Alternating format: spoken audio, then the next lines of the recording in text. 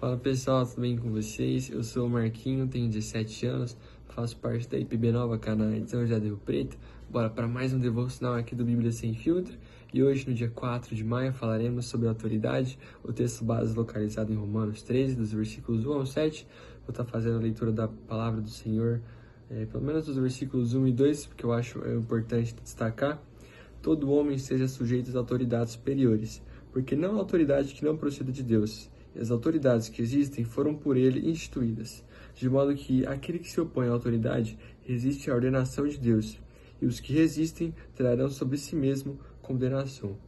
Após falar sobre o nosso relacionamento com outros indivíduos, o apóstolo Paulo ele nos fala sobre nossa relação com o Estado, com um governo. Ele nos mostra a maneira que o cristão deve viver como cidadão de seu país, do seu município. Paulo nos diz que todos devem sujeitar-se às autoridades governamentais. Ele nos dá 3 razões para isso. Essas razões localizadas nos versículos do 1 ao 7 que você deve ter lido já. A primeira delas, porque isso é o certo. O Estado e as autoridades que existem foram instituídos por Deus. Segundo, porque é o mais sábio a se fazer. Foi Deus quem projetou a sociedade humana dessa maneira. Ele ainda nos disse: você quer viver livre do medo da autoridade? Portanto, pratique o bem. Terceiro, porque é o justo. Aqueles que governam, então, estão a nosso serviço. Por isso é justo darmos a cada um o que lhe é devido.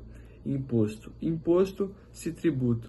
Tributo, se temor. Temor, e se honra. Honra. Como diz no versículo 7.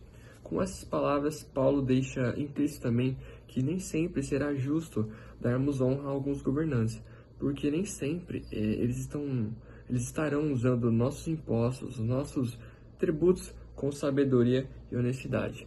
Prova disso é os desvios de dinheiro que acontecem no dia de hoje, a corrupção presente no nosso dia a dia, e por isso precisamos encontrar o ponto de equilíbrio para vivermos em submissão às autoridades sem sermos coniventes com seus erros.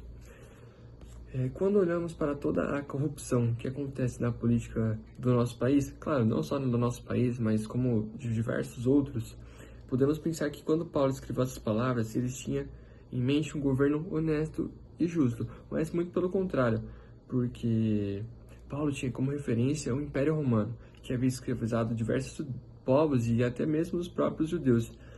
E Jesus esteve debaixo desse governo.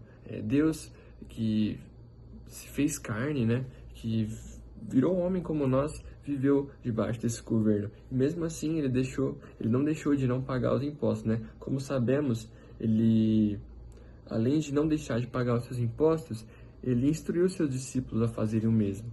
E Paulo está aqui apenas repetindo o ensino de Jesus. Devemos honrar os nossos compromissos como cidadãos. Devemos orar pelos nossos governantes, mas também devemos analisar se eles têm governado com justiça, e esse é o ponto de equilíbrio. Oramos por eles, mas cobramos, protestamos e votamos de forma justa. Nos sujeitamos a eles, mas colocamos acima deles a autoridade divina. Quando os apóstolos Pedro e João receberam a ordem de alguns oficiais para não pregarem mais sobre Jesus, eles responderam: importa antes obedecer a Deus que aos homens. Então, por mais que o Estado, estava tentando impedir que os apóstolos Pedro e João, eles parassem de pregar o evangelho de Jesus, eles sabiam que a prioridade, na verdade, era de estar espalhando o evangelho. Então, por mais que a autoridade que quisesse que eles parassem, eles não pararam, porque eles sabiam que Jesus importa muito mais do que os homens. Você conhece as autoridades da sua cidade? Conhece os policiais, juízes, vereadores e prefeitos? Você tem o hábito de orar pela vida deles, pelos nossos governantes? Como cidadão, tem procurado se informar sobre o trabalho deles para poder apoiá-los? E se você tem idade para votar, quais são os seus critérios para escolher certo candidato? Você vota nele porque o seu pai, sua mãe, eles também votam, ou porque você acredita que foram vocacionados por Deus para esse serviço? Se você vota porque o seu pai e sua mãe também votam, meu irmão, sinto muito te informar, mas você está errado. Porque você tem que pedir para Deus: Senhor, me guie, me dê sabedoria, Senhor, para que eu vote na pessoa certa, naquela pessoa que vai trabalhar com justiça, Senhor, com honestidade, e não aquele que, sei lá, é meu amigo, porque isso está errado. Temos que votar naquele que vai fazer o certo e que sei lá, tá vocacionado por Deus para fazer esse certo. Não naquele que não, que pode até prometer coisas boas, mas quem disse, quem sabe se o coração dele é puro ou não? Não sabemos, só Deus sabe. Então, precisamos, irmãos, que o Senhor esteja, né, pedimos misericórdia para o Senhor para que possamos saber em quem votar. E peça ao Senhor que ajude você a respeitar as autoridades, a cumprir suas obrigações como cidadão e ore por sabedoria para equilibrar sua lealdade a Deus e a obediência às leis humanas, porque isso é mandado de Deus.